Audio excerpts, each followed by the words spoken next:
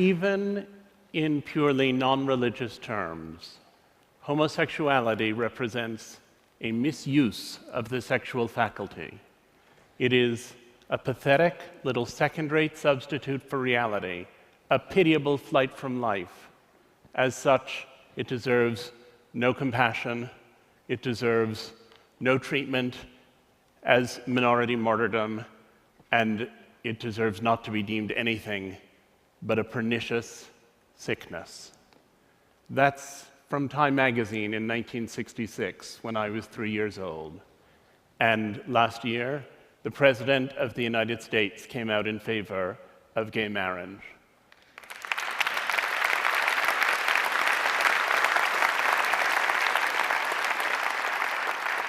And my question is, how did we get from there to here? How did an illness become an identity?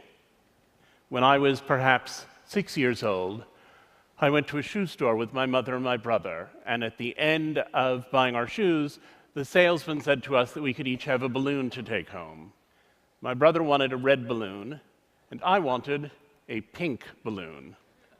My mother said that she thought I'd really rather have a blue balloon, but I said that I definitely wanted the pink one, and she reminded me that my favorite color was blue. The fact that my favorite color now is blue, but I'm still gay, is evidence of both my mother's influence and its limits.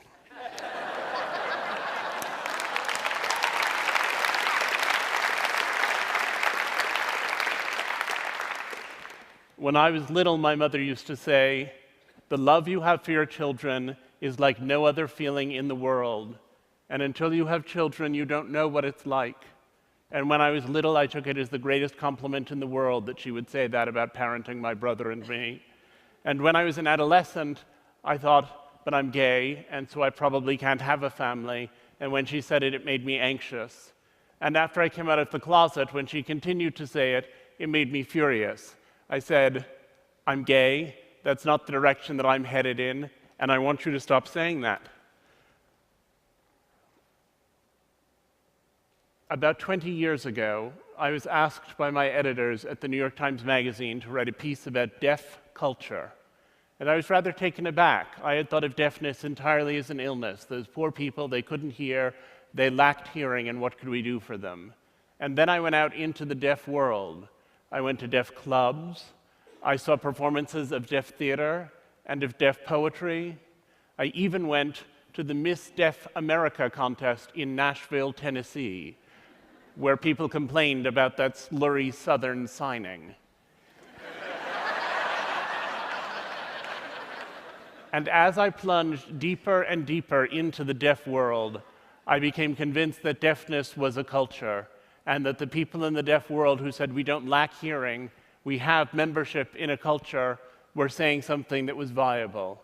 It wasn't my culture, and I didn't particularly want to rush off and join it, but I appreciated that it was a culture, and that for the people who were members of it, it felt as valuable as Latino culture, or gay culture, or Jewish culture.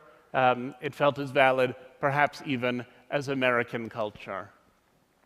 Then a friend of mine had a daughter who was a dwarf. And when her daughter was born, she suddenly found herself confronting questions that now began to seem quite resonant to me. She was facing the question of what to do with this child. Should she say, "You're just like everyone else, but a little bit shorter"? Or should she try to construct some kind of dwarf identity, get involved in the little people of America, become aware of what was happening for dwarfs? And I suddenly thought, most deaf children are born to hearing parents. Those hearing parents tend to try to cure them. Those deaf people discover community somehow in adolescence. Most gay people are born to straight parents. Those straight parents often want them to function in what they think of as the mainstream world, and those gay people have to discover identity later on. And here was this friend of mine looking at these questions of identity with her dwarf daughter, and I thought, there it is again, a family that perceives itself to be normal with a child who seems to be extraordinary.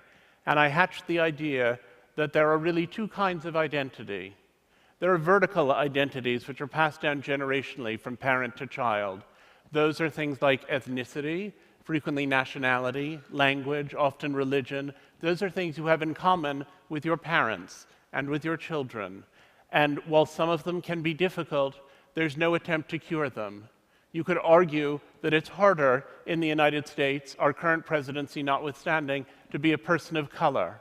And yet, we have nobody who is trying to ensure that the next generation of children born to African Americans and Asians come out with creamy skin and yellow hair. There are these other identities which you have to learn from a peer group, and I called them horizontal identities because the peer group is the horizontal experience. These are identities that are alien to your parents and that you have to discover when you get to see them in peers. And those identities, those horizontal identities, people have almost always tried to cure. And I wanted to look at what the process is through which people who have those identities come to a good relationship with them. And it seemed to me that there were 3 levels of acceptance that needed to take place. There's self-acceptance, there's family acceptance, and there's social acceptance. And they don't always coincide.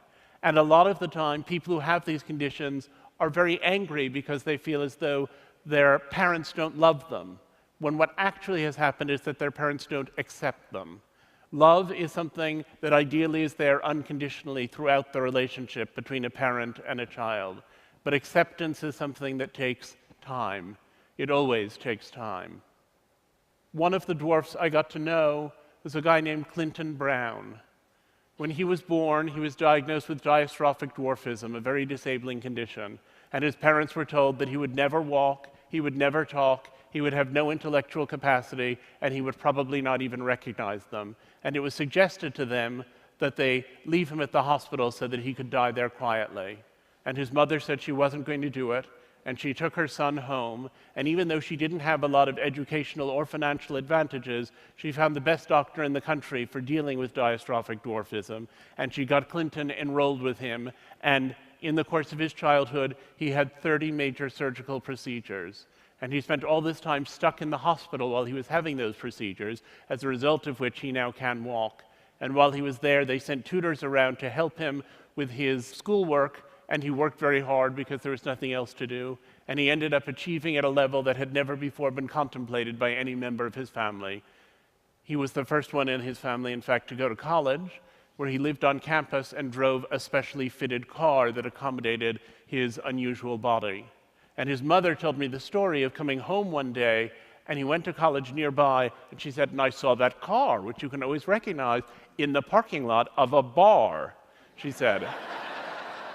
And I thought to myself, they're 6 feet tall, he's 3 feet tall, 2 beers for them is 4 beers for him. She said, I knew I couldn't go in there and interrupt him, but I went home and I left him 8 messages on his cell phone. She said, and then I thought, if someone had said to me when he was born that my future worry would be that he'd go drinking and driving with his college buddies,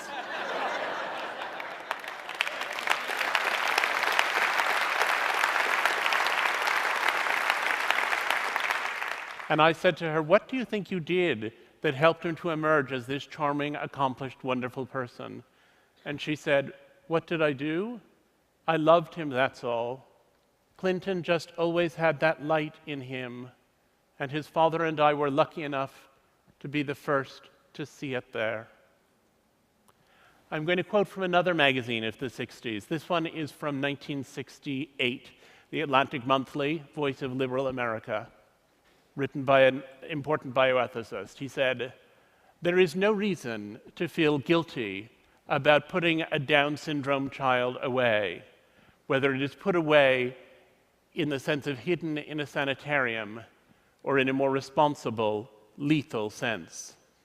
It is sad, yes, dreadful, but it carries no guilt. True guilt arises only from an offense against a person, and a Downs is not a person. There's been a lot of ink given to the enormous progress that we've made in the treatment of gay people. The fact that our attitude has changed is in the headlines every day. But we forget how we used to see people who had other differences, how we used to see people who were disabled, how inhuman we held people to be. And the change that's been accomplished there, which is almost equally radical, is one that we pay not very much attention to. One of the families I interviewed, Tom and Karen Robards, were taken aback when, as young and successful New Yorkers, their first child was diagnosed with Down syndrome. They thought the educational opportunities for him were not what they should be, and so they decided they would build a little center, 2 classrooms that they started with a few other parents to educate kids with DS. And over the years, that center grew into something called the Cook Center, where there are now thousands upon thousands of children with intellectual disabilities who are being taught. In the time since that Atlantic Monthly story ran, the life expectancy for people with Down syndrome has tripled. The experience of Down syndrome people includes those who are actors, those who are writers, some who are able to live fully independently in adulthood. The Robards had a lot to do with that, and I said, do you regret it? Do you wish your child didn't have Down syndrome? Do you wish you'd never heard of it? And interestingly, his father said, well, for David, our son, I regret it, because for David, it's a difficult way to be in the world, and I'd like to give David an easier life. But I think if we lost everyone with Down syndrome, it would be a catastrophic loss. And Karen Robard said to me, I'm with Tom. For David, I would cure it in an instant to give him an easier life. But speaking for myself, well, I would never have believed 23 years ago when he was born that I could come to such a point. Speaking for myself, it's made me so much better and so much kinder and so much more purposeful in my whole life that speaking for myself, I wouldn't give it up for anything in the world. We live at a point when social acceptance for these and many other conditions is on the up and up.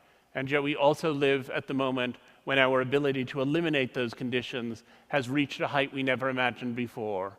Most deaf infants born in the United States now will receive cochlear implants, which are put into the brain and connected to a receiver and which allow them to acquire a facsimile of hearing and to use oral speech.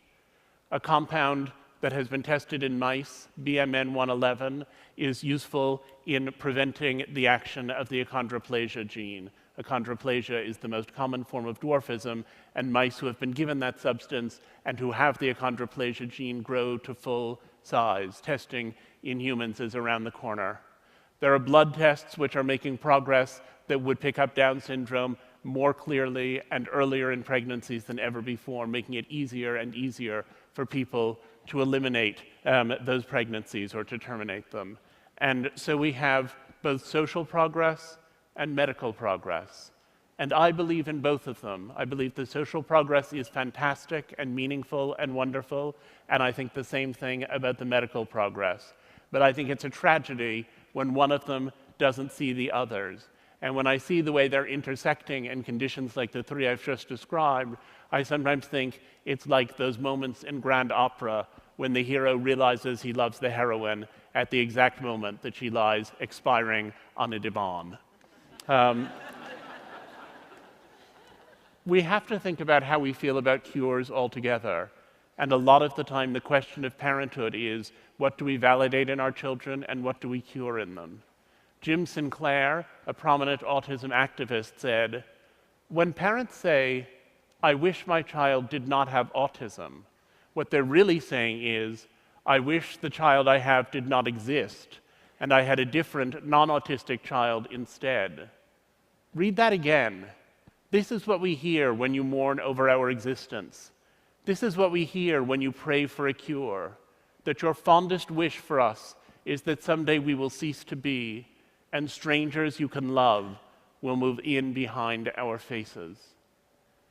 It's a very extreme point of view, but it points to the reality that people engage with the life they have, and they don't want to be cured, or changed, or eliminated. They want to be whoever it is that they've come to be. One of the families I interviewed for this project was the family of Dylan Klebold, who was one of the perpetrators of the Columbine massacre. It took a long time to persuade them to talk to me, and once they agreed, they were so full of their story that they couldn't stop telling it. And the first weekend I spent with them, the first of many, I recorded more than 20 hours of conversation. And on Sunday night, we were all exhausted. We were sitting in the kitchen. Sue Klebold was fixing dinner. And I said, if Dylan were here now, do you have a sense of what you'd want to ask him? And his father said, I sure do. I'd want to ask him what the hell he thought he was doing. And Sue looked at the floor, and she thought for a minute.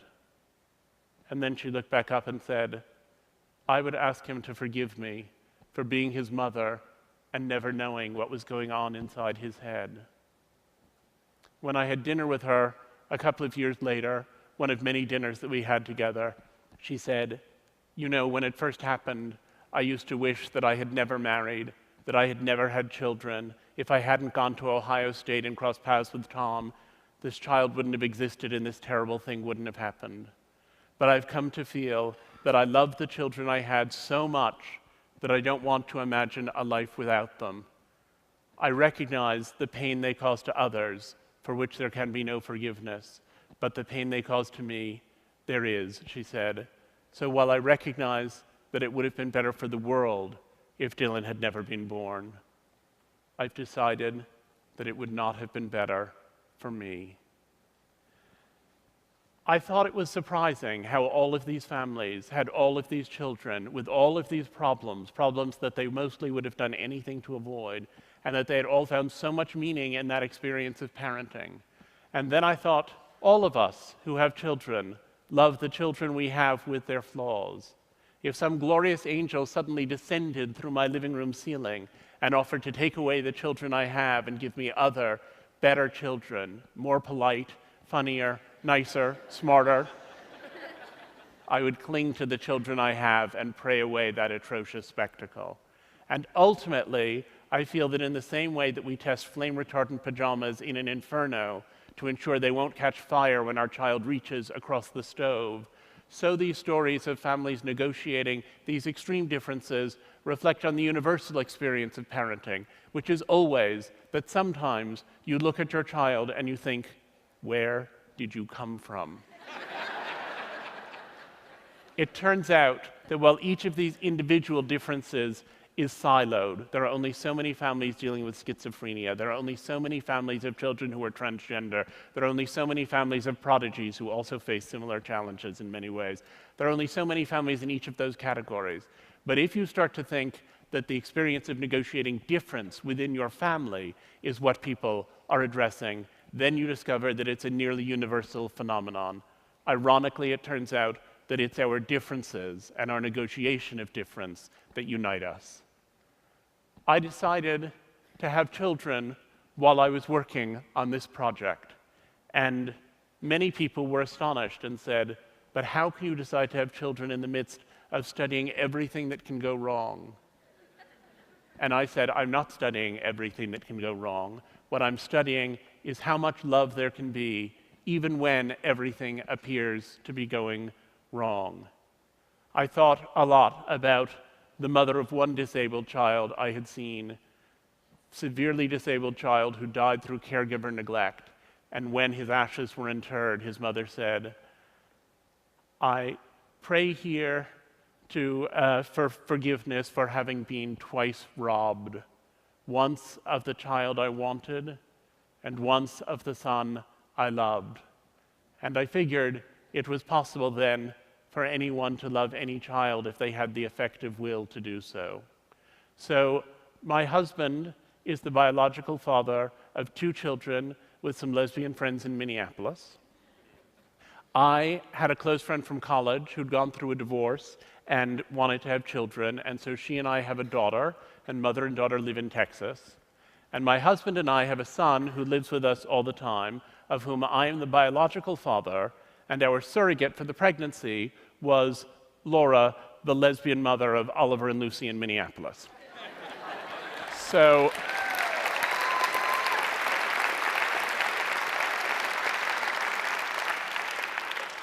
the shorthand is 5 parents of 4 children in 3 states. And there are people who think that the existence of my family somehow undermines or weakens or damages their family. And there are people who think that families like mine shouldn't be allowed to exist. And I don't accept subtractive models of love, only additive ones. And I believe that in the same way that we need species diversity to ensure that the planet can go on, so we need this diversity of affection and diversity of family in order to strengthen the ecosphere of kindness. The day after our son was born, the pediatrician came into the hospital room and said she was concerned. He wasn't extending his legs appropriately. She said that might mean that he had brain damage. Insofar as he was extending them, he was doing so asymmetrically, which he thought could mean that there was a tumor of some kind in action. And he had a very large head, which he thought might indicate hydrocephalus. And as she told me all of these things, I felt the very center of my being pouring out onto the floor. And I thought, here I had been working for years on a book about how much meaning people had found in the experience of parenting children who were disabled, and I didn't want to join their number. Because what I was encountering was an idea of illness, and like all parents since the dawn of time, I wanted to protect my child from illness. And I wanted also to protect myself from illness. And yet I knew from the work I had done that if he had any of the things we were about to start testing for, that those would ultimately be his identity, and if they were his identity, they would become my identity, that illness was going to take a very different shape as it unfolded. We took him to the MRI machine, we took him to the CAT scanner, we took this day-old child and gave him over for an arterial blood draw. We felt helpless, and at the end of 5 hours, they said that his brain was completely clear and that he was by then extending his legs correctly. And when I asked the pediatrician what had been going on, she said she thought in the morning he had probably had a cramp. But I thought how my mother was right. I thought the love you have for your children is unlike any other feeling in the world. And until you have children, you don't know what it feels like. I think children had ensnared me the moment I connected fatherhood with loss. But I'm not sure I would have noticed that if I hadn't been so in the thick of this research project of mine. I had encountered so much strange love, and I fell very naturally into its bewitching patterns. And I saw how splendor can illuminate even the most abject vulnerabilities. During these 10 years, I had witnessed and learned the terrifying joy of unbearable responsibility, and I had come to see how it conquers everything else. And while I had sometimes thought the parents I was interviewing were fools, enslaving themselves to a lifetime's journey with their thankless children and trying to breed identity out of misery, I realized that day that my research had built me a plank and that I was ready to join them on their ship. Thank you.